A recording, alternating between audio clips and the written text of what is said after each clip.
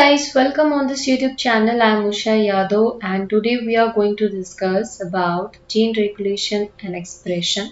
उसको हम लोग लैक ओपेरन के कंसेप्ट के थ्रू डिटेल में समझेंगे किस तरीके से प्रोकैरियोटिक सेल में जीन का रेगुलेशन और एक्सप्रेशन होता है। अगर हम लोग सिंपल टर्म में बात करें कि what is expression of any gene, then we can say that कि जब भी जीन एक्सप्रेशन की बात आती है means synthesis of a polypeptide sequence. That polypeptide sequence can be further converted into any enzymes or it can be result in the formation of a protein that can be structural or functional, right? So gene expression का simply मतलब है synthesis of a polypeptide sequence. ठीक है, वो हमारा जो DNA का segment है उससे एक polypeptide sequence का बनना। अब उस पॉलीपेप्टाइड सीक्वेंस का फॉर्मेशन, कंट्रोल होना, रेगुलेट होना इज अबाउट जीन रेगुलेशन। क्योंकि आपकी सेल ऑल द टाइम किसी भी जीन को फॉर्म नहीं करती रहती, उसका सिंथेसिस नहीं करती रहती। रीजन इज क्योंकि ऑल द टाइम कोई भी जीन एक्टिव नहीं रह सकता, उसकी जरूरत सेल को तब होती है, तभी उस टाइम पे उस जीन का फॉर्मेशन होता है। ठीक है, इस चीज को हम ऐसे समझ सकते हैं जैसे ह्यूमन के केस में हमारे पास इंसुलिन है। इंसुलिन एक हार्मोन है और इस हार्मोन के लिए जो जीन सेगमेंट कोड करता है उसका सिंथेसिस तभी इंक्रीज होगा, यानी कि उस जीन का ट्रांसक्रिप्शन, एमआरएनए फॉर्मेशन, देन आगे पॉलीपेप्टाइड सीक्वेंस का फॉर्मेशन तभी होगा जब इंसुलिन की फॉर्मेशन करनी है। और इंसुलिन की फॉर्मेशन कब करनी होगी? जब ब्लड के अंदर शुगर का लेवल इंक्रीज हो जाएगा। मान लीजिए आप स्टारवेशन पर है, फास्टिंग पर है, तो ऑफ कोर्स इंसुलिन की आपकी बॉडी को उतनी ज्यादा रिक्वायरमेंट नहीं है, तो इन दैट केस हमारी बॉडी इंसुलिन के फॉर्मेशन को स्टॉप कर देती है।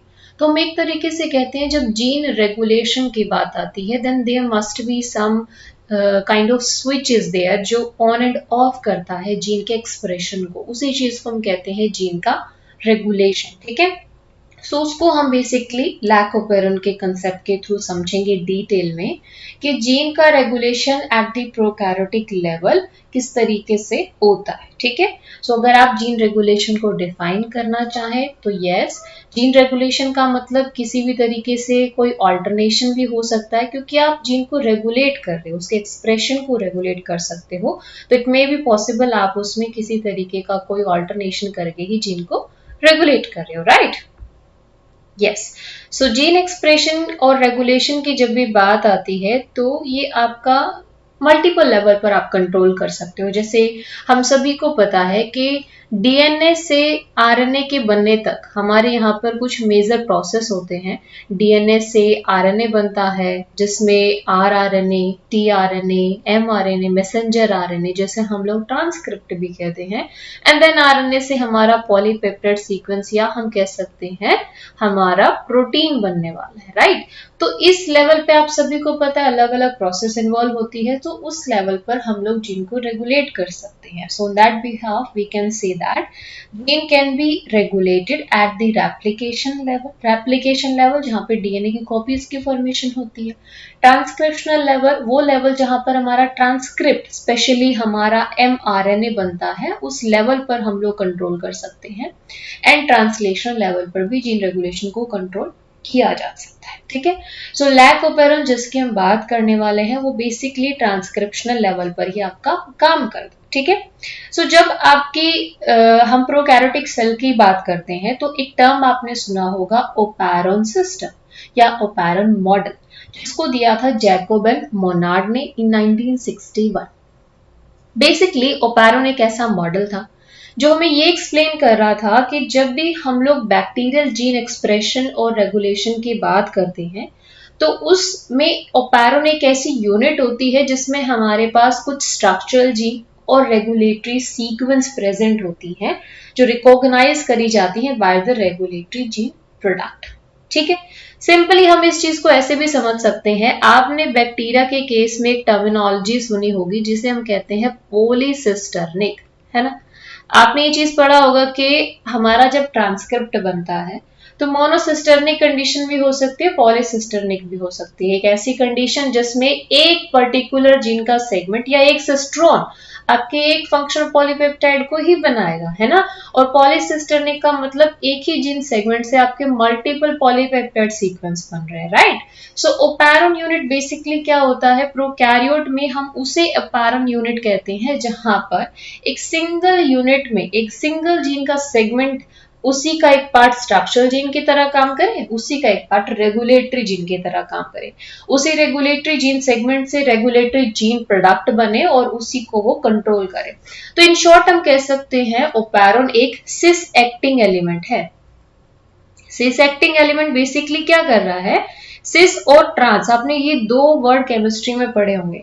सिस एक्टिंग का सिंपली वर्ड क्या है कि जो जीन प्रोडक्ट इसको रेगुलेट करने वाला है, रेगुलेटरी जीन प्रोडक्ट है, वो उसी सेगमेंट के ऊपर प्रेजेंट होता है जिस सेगमेंट के ऊपर हमारा स्ट्रक्चरल जीन है। मान लीजिए एक ओपैरॉन है, तो इस ओपैरॉन के पास ये जो पार्ट है ये इसका रेगुलेटरी जीन होगा और दूसरा इसका स्ट्रक्चरल जीन होगा। सो इसी रेगुलेटरी जीन के पार्ट से हमारे रेगुलेटरी प्रोडक्ट बनेंगे और इन्हीं रेगुलेटरी प्रोडक्ट का रिजल्ट क्या होगा कि फर्दर आपके स्ट्रक्चरल जीन के प्रोडक्शन को वो कंट्रोल करेंगे, ठीक है। इसी चीज को हम लोग बोलते हैं कि ये हमारा सिस एक्टिंग एलिमेंट की तरह काम कर रहा है। सो ओपैरॉन यूनिट एक सिस एक्टिंग एलिमेंट है। ट्रांस एक्टिंग कब होता है, जब रेगुलेटरी सीक्वेंस कहीं और रीजन पर प्रेजेंट होती है और आपका स्ट्रक्चरल सेगमेंट कहीं और प्रेजेंट होता है, ठीक है। सो लैक ओपैरॉन आपको कुछ इस तरीके का नजर आएगा। ये एक ओपैरॉन यूनिट है ना, और इस ओपैरॉन यूनिट में हमने अभी बात करी रेगुलेटरी सीक्वेंस और हमारा स्ट्रक्चरल सेगमेंट दोनों साथ में प्रेजेंट होंगे क्योंकि हम लोग प्रोकैरियोट्स की बात कर रहे हैं, राइट।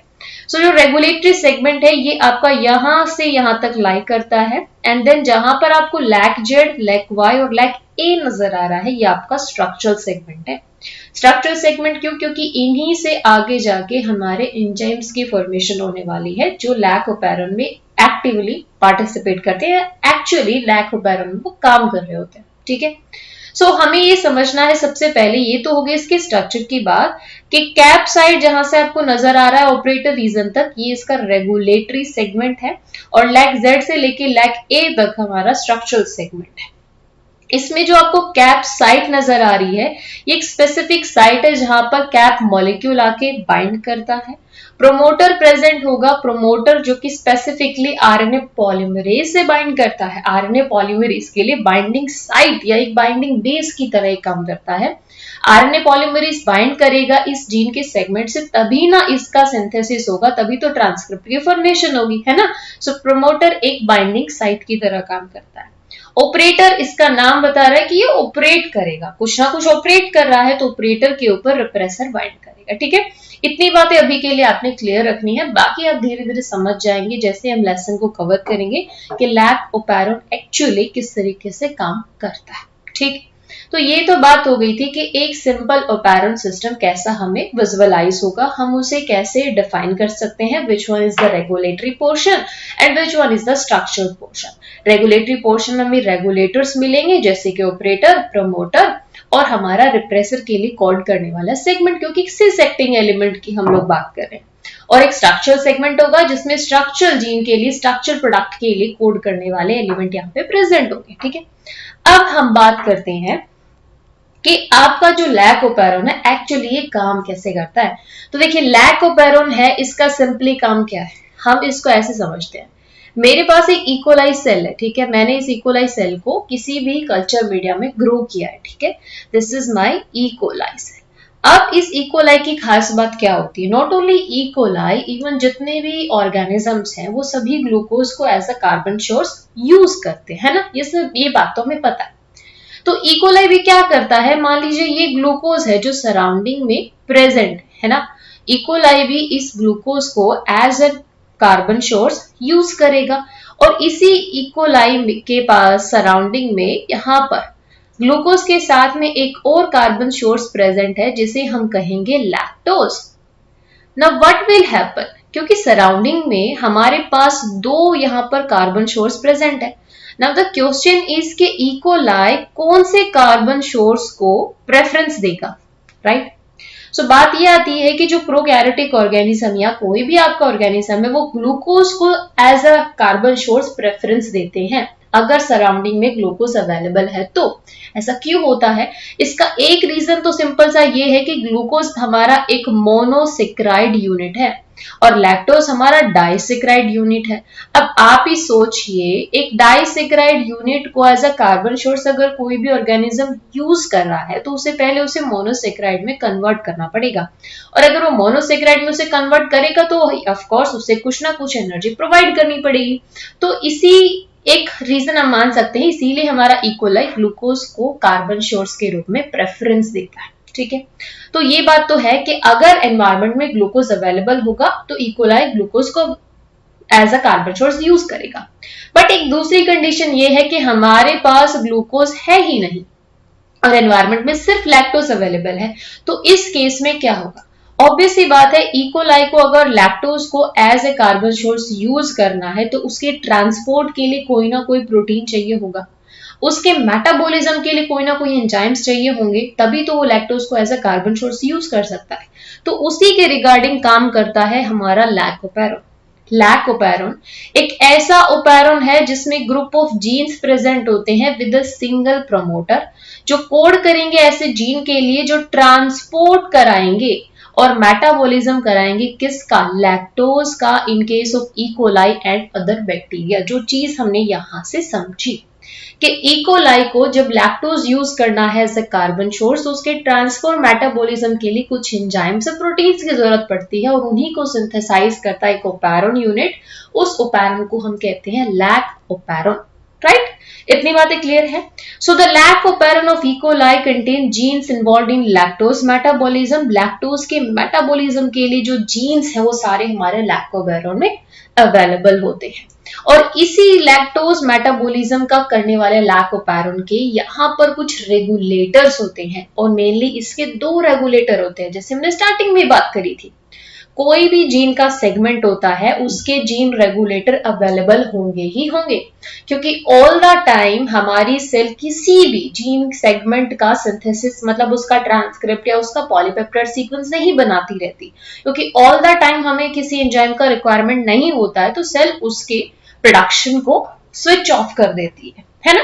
तो ऑफ कोर्स इसी तरीके से इकोलाई की बॉडी के अंदर भी लैक ओपेरोन के रेगुलेटर्स प्रेजेंट होते हैं और वो दो रेगुलेटर्स हैं, ठीक है, जो ओपेरोन को ऑन एंड ऑफ कर रहे हैं in response to lactose and glucose के रिस्पॉन्स में। ठीक है, कि एनवायरमेंट में सराउंडिंग में ग्लूकोज प्रेजेंट है या फिर लैक्टोज प्रेजेंट है, और इन रेगुलेटर को हम कहते हैं लैक रिप्रेसर, जो सबसे पहला रेगुलेटर है, और दूसरा है हमारा कैटाबोलाइट एक्टिवेटर प्रोटीन और दी कैप प्रोटीन। ठीक है, इस इमेज के अंदर हमने यहां पर देखा ही था ना कि हमारे पास एक कैप साइट अवेलेबल है, तो ये जो रेगुलेटर है दैट इज कैप, हमारा एक रेगुलेटर है जो काम करेगा कहां पर जाकर? कैप साइट पर ये बाइंडिंग शो करेगा और इस कैप साइट पर ही वो बाइंडिंग शो करके इसको रेगुलेट करेगा। दूसरा रेगुलेटर हमने क्या कहा? Lac repressor. ये लैक रिप्रेसर ऑपरेटर के ऊपर बाइंडिंग शो करता है और यहां पर जाकर एक्सप्रेशन को रेगुलेट करता है। राइट, तो कुछ और बातें हम यहां से डिस्कस कर लेते हैं रिगार्डिंग दी स्पेसिफिक टर्म्स जो अभी हमने बात करी। सबसे पहला प्रमोटर। अब देखिए, प्रमोटर के लिए हमने कहा प्रमोटर वो रीजन है जिसके ऊपर हमारे पास स्पेसिफिक बाइंडिंग साइट होती है और इसके ऊपर आके बाइंड करता है आरएनए पॉलीमरेज। आरएनए पॉलीमरेज जो ट्रांसक्रिप्ट की फॉर्मेशन कराने वाला है वो कहां पर बाइंड करेगा? ओपेरोन के ऊपर, जो प्रमोटर है उसके ऊपर। दूसरा, प्रमोटर के पास एक और बाइंडिंग साइट होती है और उस बाइंडिंग साइट को हम लोग कहते हैं बेसिकली इस बाइंडिंग साइट पर, प्रमोटर पर हमारे पास कैप साइट होती है। ठीक है, यस, इस कैप साइट पर क्या बाइंड करेगा? हमारा कैप मॉलिक्यूल आके बाइंड करेगा और ये कैप मॉलिक्यूल हमने देखा कि एक रेगुलेटर की तरह काम करता है, आपके लैकोपेरोन को स्विच ऑन या ऑफ कराने में हेल्प करेगा। कैसे करेगा वो हम धीरे धीरे समझेंगे। राइट, ऑपरेटर की बात करें तो ऑपरेटर के पास स्पेसिफिक बाइंडिंग होती है, किसके लिए? ये स्पेसिफिकली बाइंड करता है ऑपरेटर रिप्रेसर के साथ, ये बाइंडिंग शो करेगा। ठीक है, और लैक जेड जो हमने स्ट्रक्चरल जीन का कंपोनेंट माना था कि लैक जेड, लैक वाई और लैक ए, ये सारे के सारे हमारे स्ट्रक्चरल सेगमेंट में इंक्लूड होते हैं। लैक जेड कोड करता है बीटा गैलेक्टोसाइडेज एंजाइम के लिए। लैक वाई कोड करेगा बीटा गैलेक्टोसाइडेज परमिएज के लिए, और हमारा लैक ए कोड करेगा बीटा गैलेक्टोसाइडेज ट्रांस एसिटाइलेज के लिए। ठीक है, अब इनकी फंक्शनिंग की अगर हम बात करते हैं तो बीटा गैलेक्टोसाइडेज ये मेनली मेटाबॉलिज्म लैक्टोज का कंडक्ट कराता है। जैसे स्टार्टिंग में हमने बात किया था, लैक ओपेरम जिन जीन के लिए कोड करता है वो ट्रांसपोर्ट कराते हैं एंड मेटाबॉलिज्म कराते हैं लैक्टोज का, है ना। So beta galactosidase is the major enzyme जो एक्चुअली लैक्टोज का क्या कराता है, मेटाबॉलिज्म कराता है। बीटा गैलेक्टोसाइडेज परमेज उसकी परमिएबिलिटी को इंक्रीज करता है ताकि लैक्टोज का ट्रांसपोर्ट इजीली अवेलेबल हो सके, और ट्रांस एसिटाइलेज एंजाइम का एज सच अभी तक कोई फंक्शन डिफाइन नहीं है, बट ऑफ कोर्स ये भी कहीं ना कहीं ट्रांसपोर्ट एंड मेटाबॉलिज्म में इन्वॉल्व होता है। ठीक है, अब बीटा गैलेक्टोसाइडेज के बारे में थोड़ी सी और बातें हम लोग डिस्कस कर लेते हैं। बीटा गैलेक्टोसाइडेज एक ऐसा एंजाइम होता है जो लैक्टोज को आफ्टर द ट्रांसपोर्ट, जैसे इकोलाई उसको एनगल्फ कर लेगा, उसका ट्रांसपोर्ट कर लेगा, उसको कन्वर्ट करेगा गैलेक्टोज और ग्लूकोज जो कि मोनोसेक्राइड यूनिट होती है। ठीक है, सो यस ये जो बीटा गैलेक्टोसाइडेज है इसकी ड्यूअल फंक्शनिंग होती है। क्या फंक्शनिंग होती है एक्चुअली, अगर बीटा गैलेक्टोसाइडेज आपका काम कर रहा है तो वो लैक्टोज को तोड़ के गैलेक्टोज और ग्लूकोज बनाएगा, है ना, और इसी लैक्टोज से हमारा एलोलैक्टोज की फॉर्मेशन भी होती है। अब ये एलोलैक्टोज क्या चीज है, एलोलैक्टोज बेसिकली एक को रिप्रेसर की तरह काम करता है। ठीक है, को रिप्रेसर यानी कि रिप्रेसर के साथ साथ काम करेगा, है ना, तो ये भी हमारी ट्रांसक्रिप्शन रेगुलेशन में काम करता है। ठीक, कैसे काम करेगा ऑफ कोर्स वो हम लोग धीरे धीरे समझ जाएंगे। तो हम बीटा गैलेक्टोसाइडेज की बात कर रहे थे। बीटा गैलेक्टोसाइडेज एक ऐसा एंजाइम है जो लैक्टोज जो कि डाइसेक्राइड यूनिट है उसको कन्वर्ट करता है गैलेक्टोज प्लस में ग्लूकोज में। इससे हमें क्या होता है, इजीली कार्बन सोर्स आपका मोनोसेक्राइड यूनिट में उसको यूज करना इजी हो जाता है ना। सो बीटा गैलेक्टोसाइडेज की अगर थोड़ी सी और बातें करें तो ये एक इंड्यूसिबल एंजाइम है। कैसा एंजाइम है, इंड्यूसिबल एंजाइम है। इंड्यूसिबल एंजाइम ऐसे एंजाइम होते हैं जिनको एनवायरनमेंट में जरा सा भी इंड्यूसर मिल जाता है तो वो एक्टिवेट हो जाते हैं, और इस बीटा गैलेक्टोसाइडेज के लिए जो इंड्यूसर है that is our lactose. Environment में जैसे ही इकोलाई को लैक्टोज मिलेगा उसका बीटा गैलेक्टोसाइड मतलब उसका प्रोडक्शन इंक्रीज हो जाता है, मतलब वो इंड्यूस हो गया है। किसकी वजह से, इंड्यूसर, और इंड्यूसर क्या है, लैक्टोज। ठीक है, तो ये इंड्यूसिबल एंजाइम होता है। और आप देखते हो कि जब बीटा गैलेक्टोसाइडेज का जो अमाउंट है ना वो सेल में कैसे वेरी करेगा, जब सेल के आउटर एनवायरनमेंट में lactose as a carbon source available होता है तो आप देखते हैं कि 3000 molecule, more than 3000 molecule of beta galactosidase एक सिंगल इकोलाई की सेल के अंदर आपको देखने को मिलेंगे। लेकिन अगर मान लीजिए ग्लूकोज आपका as a carbon source available है तो वहीं हम देखते हैं कि less than 3 molecule of beta galactosidase cell के अंदर प्रेजेंट है। इट शोज कि यस लैक्टोज के मेटाबॉलिज्म में बीटा गैलेक्टोसाइडेज का बहुत इंपॉर्टेंट रोल होता है। इसीलिए तो जैसे ही ये इंड्यूसर को यानी कि लैक्टोज को सेंस करेगा ऑटोमेटिकली सेल बीटा गैलेक्टोसाइडेज का प्रोडक्शन इनहैंस कर देती है ताकि लैक्टोज का मेटाबॉलिज्म फर्दर कंडक्ट किया जा सके। ठीक है, यस अब हमने जैसे को रिप्रेसर की बात करी थी कि को रिप्रेसर हमारा क्या होता है, एलोलैक्टोज। ये बेसिकली आगे काम करने वाला है इसी जीन रेगुलेशन के अंदर। अगर आप उसकी डेफिनेशन प्रॉपर देखना चाहते हैं that is in front of your slide, right. So yes, corepressor क्या होते हैं, ऐसे enzyme whose amount is reduced by the presence of an end product and repressible enzyme, जिसका अमाउंट कंट्रोल किया जा सकता है by the end product and the repressible enzyme and metabolite causing a decrease in the concentration of repressible enzyme are को-रिप्रेसर। ठीक है, अब हम लोग रिप्रेसर की बात कर लेते हैं कि रिप्रेसर के पास क्या स्पेसिफिक फीचर होते हैं, हम कैसे आइडेंटिफाई कर पाएंगे कि हमारा लैक ओपेरम का रिप्रेसर है ये, या वो किस तरीके से आपको विजुअलाइज होगा। तो देखिए रिप्रेसर जो होता है लैक ओपेरम का रिप्रेसर, उसकी खास बात क्या होती है कि सबसे पहली चीज तो ये एक हमारा होमोटेट्रामर है। ठीक है, कैसा है, it is a kind of homotetramer. Homotetramer का मतलब 4 यूनिट से बना हुआ है और चारों कैसी हैं आपके आइडेंटिकल यूनिट्स, है ना। तो मेड अप ऑफ 4 आइडेंटिकल सब यूनिट्स जिनका मॉलिक्यूलर वेट अप्रोक्सीमेट होता है 38,000 इसका मॉलिक्यूलर वेट होता है, ठीक है। अब क्या करता है रिप्रेसर का मेजर जो फंक्शन है that is prevent transcription initiation by RNA polymerase. तो क्या होता है, इसका काम है inhibition of binding of RNA polymerase, या कह सकते हैं हम लोग कि डायरेक्टली और इनडायरेक्टली इसका काम है ट्रांसक्रिप्शन को स्विच ऑफ करना, ठीक है। 20 to 40 रिप्रेसर टेट्रामॉलिक्यूल एक पर्टिकुलर सेल के अंदर हमें देखने को मिलेंगे, यानी कि इनके नंबर की बात करें तो 20 to 40 इन नंबर ये आपको देखने को मिलेगी किसी एक पर्टिकुलर सेल के अंदर। सो 20 to 40 repressor tetramer molecule present in the cell, right? yes. अब क्या होता है, इस रिप्रेसर के पास 2 बाइंडिंग साइट होती हैं। पहली बाइंडिंग साइट जो है, एक सेकेंड गाइस, यस हमारा पेन थोड़ा सा काम नहीं कर रहा है। तो हमारे रिप्रेसर के पास 2 बाइंडिंग साइट है और इन 2 बाइंडिंग साइट में जो पहली बाइंडिंग साइट है उसे हम कहते हैं डीएनए बाइंडिंग साइट। जैसे हमने कहा ना ये होमोटेट्रामर है, तो इसकी 2 यूनिट होती है जिनके पास डीएनए बाइंडिंग साइट है और इसकी 2 यूनिट ऐसी होती है जिनके पास एलो लैक्टोज बाइंडिंग साइट होती है, जिनको हम कहते हैं एलोस्टेरिक साइट, राइट। जो डीएनए बाइंडिंग साइट है, इस डीएनए बाइंडिंग साइट से ये पर्टिकुलरली बाइंड करता है हमारे ऑपरेटर पर, ऑपरेटर के साथ ये बाइंड करेगा और एलोस्टेरिक साइट से ये बाइंड करता है एलोलैक्टोज से, राइट।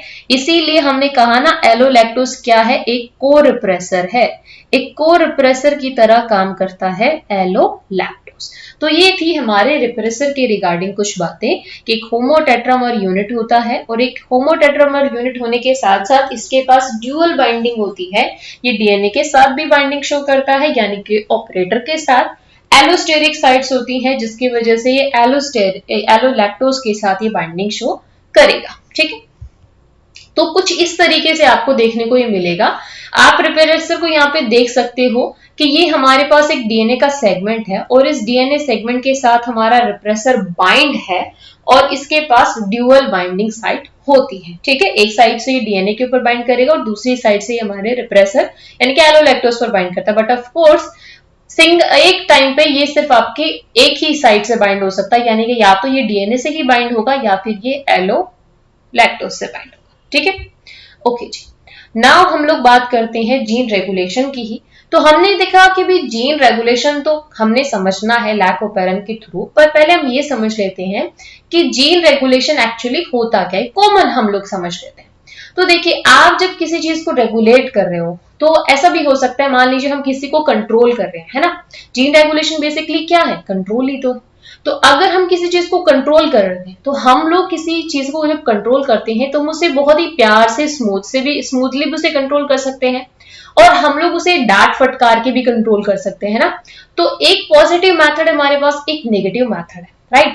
हम लोग कुछ नेगेटिव मेथड्स, कुछ नेगेटिव यहाँ पे टेक्निक्स लगा के किस चीज को कंट्रोल कर रहे हैं और एक हम पॉजिटिवली उसको प्यार से समझा के आराम से उसको कंट्रोल कर रहे हैं, है ना।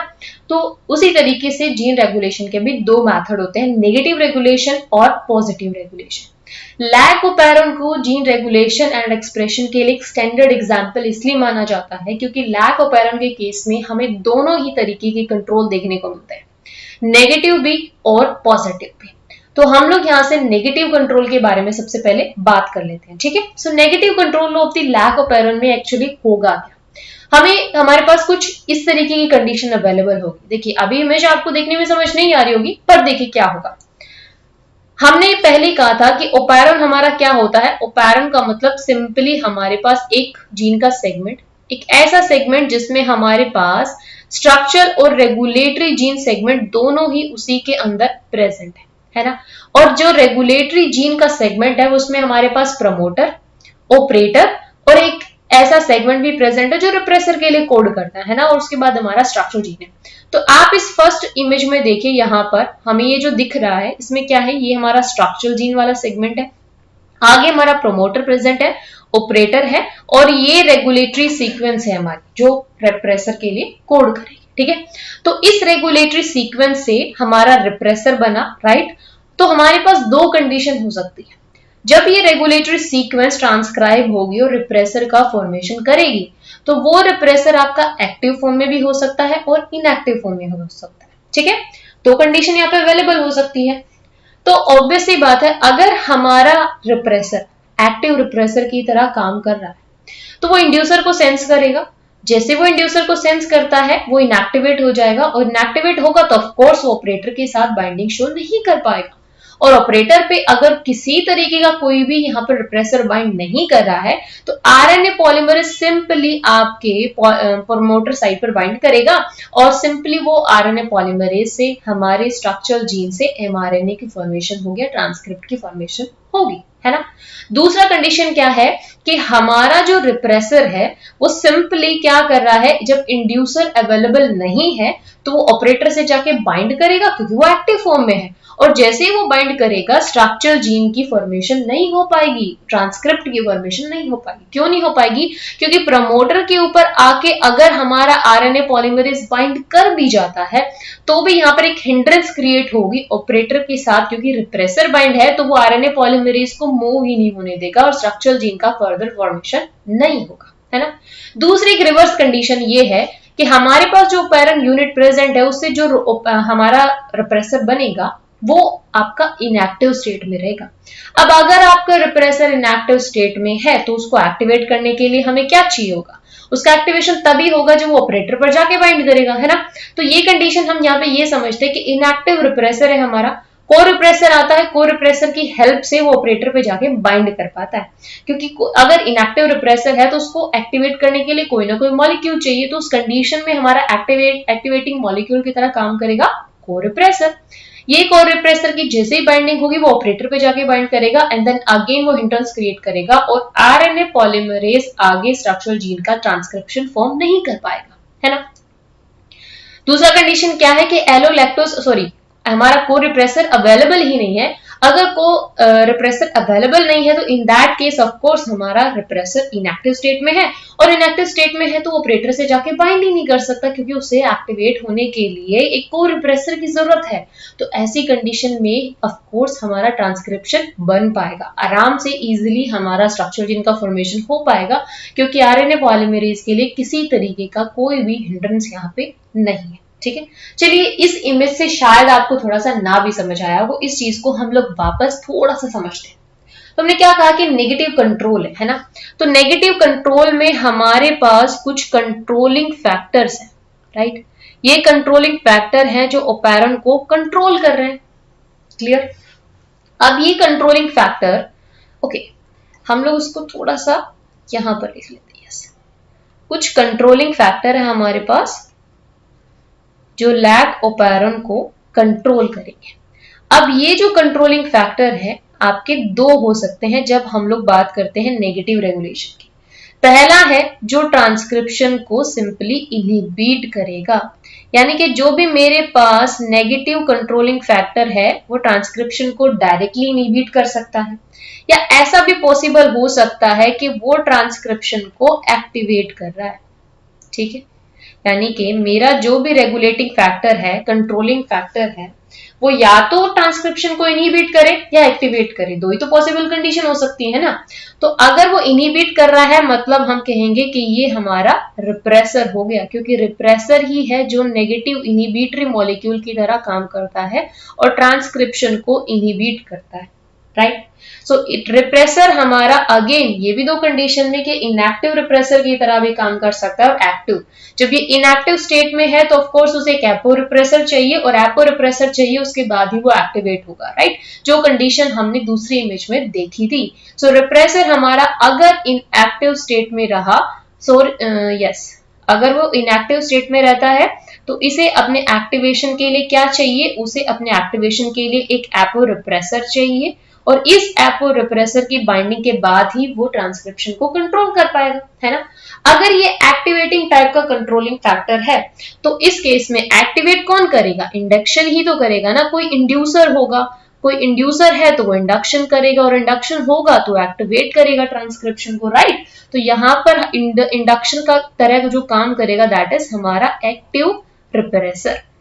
यानी कि हमने क्या चीज समझी, अगर मेरा रिप्रेसर एक्टिव स्टेट में फॉर्म हो रहा है तो इन दैट केस वो एक इंड्यूसर की तरह काम करेगा।